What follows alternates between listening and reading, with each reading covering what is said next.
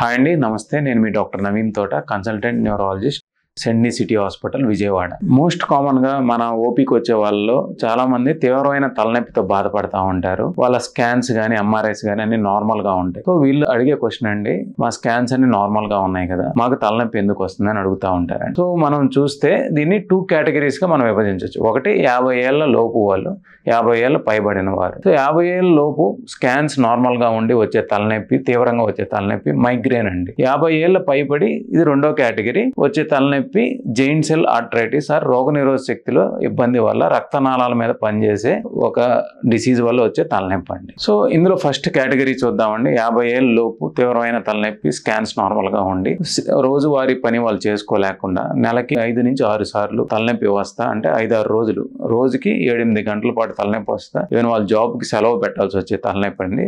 Migraine తలనొప్పి. దీనివల్ల వాళ్ళు జాబ్లో ఇబ్బంది పడతా ఉంటారు. సో దీని యొక్క ఫీచర్స్ చూద్దామండి. మైగ్రేన్ బ్రాడ్గా మనం క్లాసిఫై చేస్తే simple migraine and classical migraine అనే 2 కేటగిరీస్గా ఉంటాయి. సింపుల్ మైగ్రేన్ అంటే జనరల్గా మైగ్రేన్ అంటే స్పార్శ తలనొప్పి అంటాం. స్పార్శ అంటే ఒక హాఫ్, అంటే కుడి భాగం కానీ ఎడమ భాగంగానే తలనొప్పి వస్తూ ఉంటుంది. వీటికి కొన్ని ఫీచర్స్ ఉంటాయండి తలనొప్పికి. ఎవరైనా మాట్లాడినా, దాంతోపాటు ఎక్కువ లైట్లు చూసినా, కొన్ని రకాలైన సెంట్లు లేకపోతే పెట్రోల్ వాసన చూసినప్పుడు వీళ్ళు తలనొప్పి వచ్చేస్తూ ఉంటుంది. దాంతోపాటు వాంతి కూడా వచ్చే అవకాశం అని, వాంతి వచ్చినట్టు ఉండటం కానీ వాంతి రావటం కానీ జరుగుతూ ఉంటుంది. ఇది సింపుల్ మైగ్రేన్ అండి. 2వ కేటగిరీ ఆఫ్ హెడేక్ అండి క్లాసికల్ మైగ్రేన్. క్లాసికల్ మైగ్రేన్ వచ్చే ఆరా అంటాం. ఆరా అంటే మనకి తలనొప్పి వచ్చే ముందర మెరుపులాగా కనపడటం, కళ్ళు మసకబారటం అనేది జరుగుతుందండి. ఇది వార్నింగ్ సైన్ ఆఫ్ మైగ్రేన్ అండి. ఆ తర్వాత మైగ్రేన్ ఇట్ సెల్ఫ్ అంటే వాళ్ళకి సివియర్ గా ఒకవైపు హెడేక్ వస్తుంది, ఎక్కువ టైం వీళ్ళు నిద్రపోవడానికే ప్రిఫర్ చేస్తూ ఉంటారు. ఇంకా పోస్ట్ మైగ్రేన్ ఫీచర్స్. మైగ్రేన్ తగ్గేటప్పుడు కొంతమందికి కాలు చేయి చచ్చులాగా రావటం, కొంతమంది చెయ్యి కాలు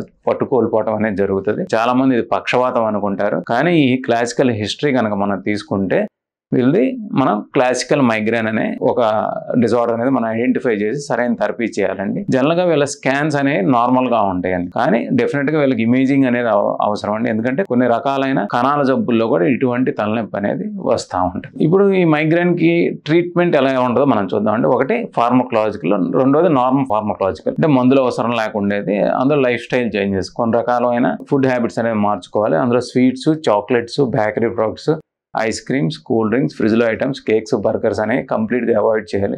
రోజువారీ ఫిక్స్డ్ లైఫ్ స్టైల్ ఉండాలి. అంటే టైం టు టైం అట్లీస్ట్ మన సాయంత్రం పూట 6 to 7 hours అనేది నిద్ర అనేది ముఖ్యం. అతి ముఖ్యమైనదండి, వీళ్ళు ఆల్కహాల్ అనేది అవాయిడ్ చేయాలండి. 2 మెడికేషన్.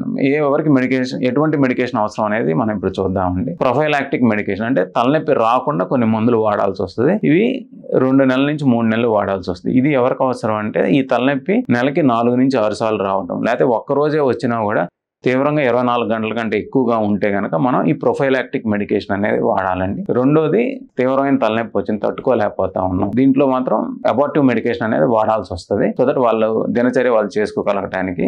ఇందులో ప్రథమ నొప్పికి సంబంధించిన మాత్రలు, 2వది కొన్ని ఇంజెక్షన్స్ ద్వారా వీళ్ళకున్న తీవ్రమైన తలనొప్పి అనేది మనం అబార్ట్ చేయగలుగుతామండి. 2వ కేటగిరీ ఆఫ్ హెడేక్ అండి, వేర్ ఇమేజింగ్ నార్మల్ గా ఉండి సివియర్ తలనొప్పి వచ్చేది. ఇది చాలా ఇంపార్టెంట్ అండి. ఎక్కువగా పెద్దవాళ్ళలో వస్తుంది. 50 ఏళ్ళ పైబడిన వాళ్ళలో ఈ తలనొప్పి అనేది చూస్తూ ఉంటాం. ఇదే జెయింట్ సెల్ ఆర్థరైటిస్. దీని ఫీచర్స్ అండి, జనరల్ గా ఇది టెంపరల్, అంటే రైట్ సైడ్ కానీ లెఫ్ట్ సైడ్ కానీ ఒకవైపు వస్తూ ఉంటుంది. దాంతో పాటు రక్తనాళం పొంగినట్టుగా కూడా ఉంటదండి. ఇది ఐడెంటిఫై చేయడం చాలా ముఖ్యం అండి. ఎందుకంటే ఇది కనుక మనం ఐడెంటిఫై చేయకపోతే లోపల ఉన్న రక్తనాళాలు మూసుకుపోయి కొంతమందికి కంటి చూపు పోవడం, కొంతమందికి పక్షవాతాల్లాగా రావడం అనేది కూడా జరుగుతుంది. ఇది ప్రాపర్ గా డయాగ్నోస్ చేసుకొని ట్రీట్ చేస్తే మాత్రం ఇది ట్రీటబుల్ డిజార్డర్. సో మనం చూసాం కదండి, ఇమేజింగ్ నార్మల్ గా ఉండి, అంటే ఎంఆర్ఐ నార్మల్ గా ఉండి తీవ్రమైన తలనొప్పి ఎందుకు వస్తుందో మనం ఇప్పుడు ఈ బ్రీఫ్గా ఈ టాక్లో చూసాం. సరైన వైద్యం చేసుకోగలిగితే కనుక ఈ తలనొప్పుల నుంచి రిలీఫ్ ఉండి మన దినచర్య మనం చేసుకోగలుగుతామండి. Thank you.